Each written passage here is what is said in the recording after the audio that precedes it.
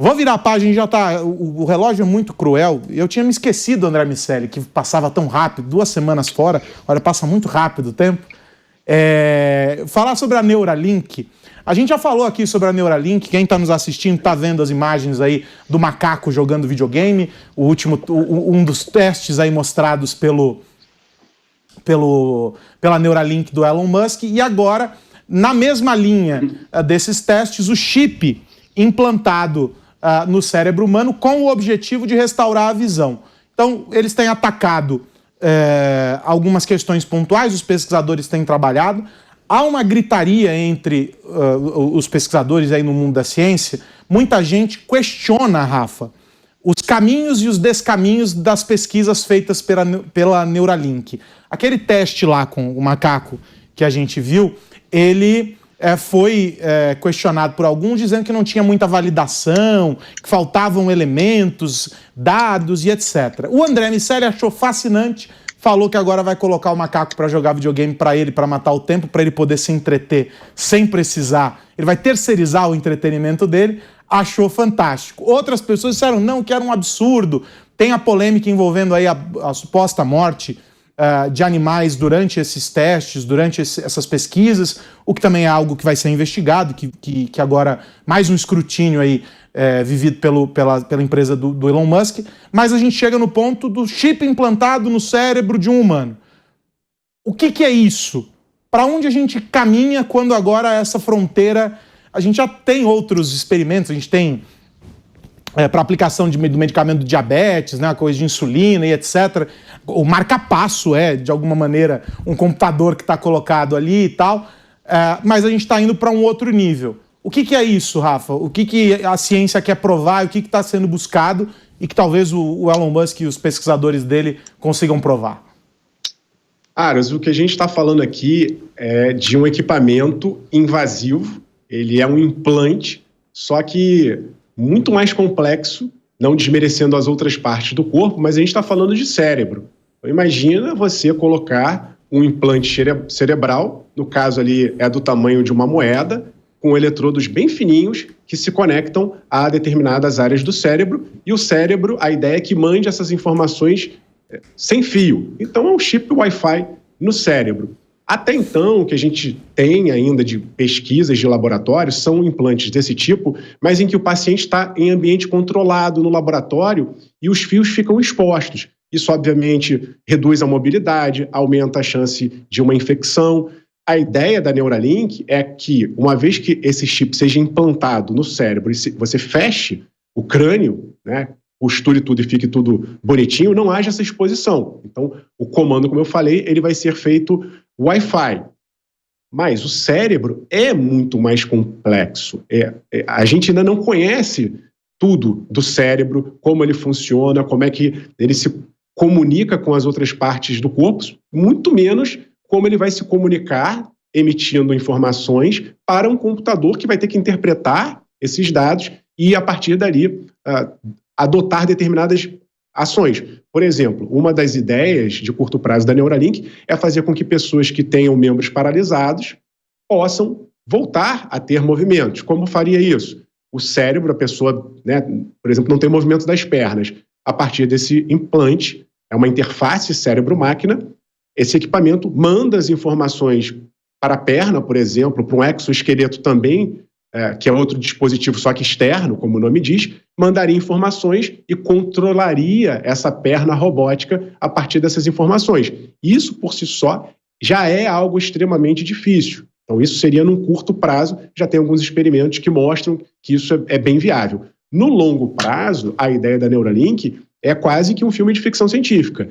Por exemplo, a gente fazer download de conhecimento. Quem lembra de Matrix vai imaginar o que eu estou falando.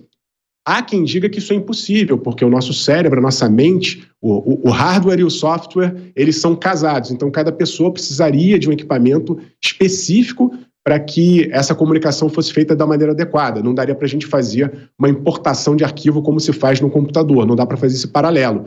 De qualquer maneira, é um super desafio, porque é cérebro, é delicado, está mexendo com a mente, né, da pessoa e o corpo. Fazer isso com animais já é complicado e há críticas também em relação à transparência.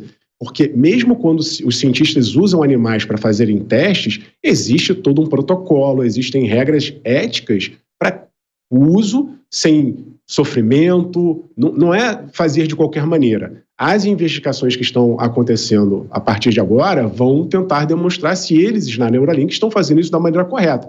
Eu espero muito que sim, mas se a coisa complicar e for visto que realmente não é tão bonitinho quanto aparece, porque tem muita gente que reclama que as apresentações da Neuralink são todas controladas, a gente ainda não viu no mundo real a coisa acontecendo. Imagine o Elon Musk que quer fazer esse implante cerebral daqui a 6 meses no humano. Acho que pode ter um complicador aí em questão de tempo, pode estar um pouco mais longe do que a gente estava imaginando até outro dia. É bem verdade, né, André? O FDA precisa se pronunciar, a gente precisa saber o que as autoridades de saúde que tem que dar o aval para esses testes lá nos Estados Unidos vão dizer a respeito. Há muita controvérsia, né? O Rafa resumiu muito bem essa história. De todo modo, é no mínimo fascinante quando a gente olha de longe. Eu brinquei a história do macaco jogando videogame, etc. Mas é no mínimo fascinante você olhar e dizer assim, poxa, olha o resultado que se alcançou. Para nós que não entendemos as minúcias desse processo científico que levou até esse resultado, já é uma grande conquista. A gente fica imaginando o potencial disso. Olhando assim de longe, André, fazendo aquele exercício de futurologia, quais as suas apostas para a gente fechar o programa de hoje? Olha, Aras, eu não imagino isso acontecendo nesse prazo de 6 meses, como Elon Musk está prometendo, pelo menos não na escala que ele promete, muito embora ele, em tese, tenha conseguido implantar uma imagem num cérebro de um macaco, o que teoricamente é o suficiente para curar um paciente cego, por exemplo. Você consegue colocar através de uma câmera a imagem na cabeça de uma pessoa, no cérebro de uma pessoa, sem que essa imagem chegue através da captação que o globo ocular faz. Então eu capto numa câmera, coloco ela diretamente no cérebro de um macaco. Em tese isso é o suficiente para eu conseguir fazer com uma pessoa também, e isso decretaria o fim da cegueira. Seria um grandíssimo avanço para a humanidade se ele conseguir fazer isso em 6 meses na cabeça de uma pessoa, ainda que não na escala que o Rafa descreveu agora, de fazer download e upload de toda a nossa capacidade cerebral, ainda que seja numa funcionalidade como essa, já seria um grande avanço. Mas eu realmente não vejo isso acontecendo nesse curto prazo. Eu acho que esses testes em animais, se feitos de uma forma mais transparente, em ambientes menos controlados, se eles forem feitos nesse prazo, a gente já vai ter um avanço bastante significativo para depois a gente passar por essas etapas de aprovação do FDA, e aí, quem sabe, num período aí de 2, 3 anos, a gente começar a ver isso chegando nas pessoas. De qualquer forma, se as coisas acontecerem nesse período e a gente puder enxergar esses avanços, nesse período de 2, 3 anos, a gente já vai sim ver coisas muito interessantes acontecendo para as pessoas, independentemente dos downloads e uploads, das questões éticas, das questões religiosas. A gente vai precisar lidar com valores filosóficos e humanos que são muito grandes, mas no curto prazo, nessas pequenas vitórias, já tem coisas muito interessantes para a sociedade ganhar.